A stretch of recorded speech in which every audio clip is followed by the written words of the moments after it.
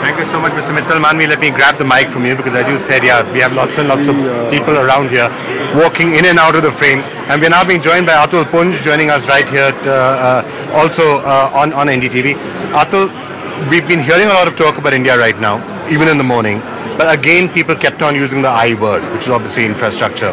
Are things starting to look substantially better than they were a year ago this time? I mean, a year ago, they must have been all gloom and doom.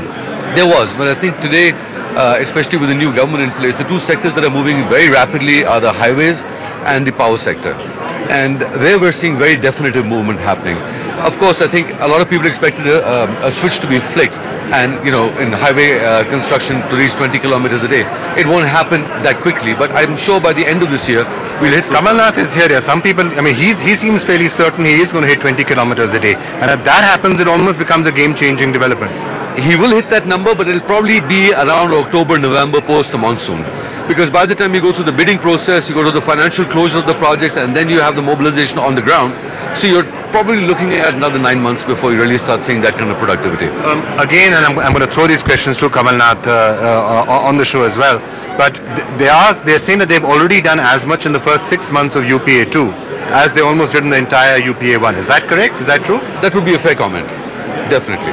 So it is a completely different scale at which things are happening. Things are moving, and fortunately, India reacts when our backs are towards the wall. And I think in infrastructure now, the government has realized our back is towards against the wall. It's like '82 when we had 2 television channels, all right, beaming black and white television, and suddenly with the Asian Games, we were blanketed with color television. Something similar is happening now in the infrastructure space. But is it only happening when it comes to things like roads? What about power? What about water? Telecom obviously is fine. Is there movement in those areas as well? Power is definitely moving. Water, I can't say the same thing for sure. Ports moving slower than expected. Airports have already, the upgrade is going on across the country. But I think on the power and the highway side, you will definitely see significant progress in the next 1 year. Talk to us about companies like yours. One of the big challenges, of course, a year ago was access to finance, and that really was a big problem. Has that completely eased up? Is it easy to raise money if you want to? It's easier to raise money. And I think given the global financial crisis, generally there was a clamping down of activity in the lending sector. People weren't really sure. The big challenge really is going to be the credible promoters.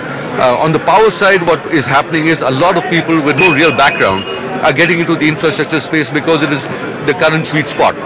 And I think you will see some people in the power space that will be getting into it who really don't need to be there or really don't have any background or the competencies to play the game. Okay. So you will see some people falling by, particularly on the power side. On the highway side, there's much more due diligence going on in terms of selecting bidders. Well, Atul Punj, thank you so much for joining us, and it's great to have you with us. So lots of talk on infrastructure. We're now about to be joined by somebody who actually was there at the session, one of the most influential people out here, Raghuram Rajan of the IMF, and also Mr. Shyam Saran.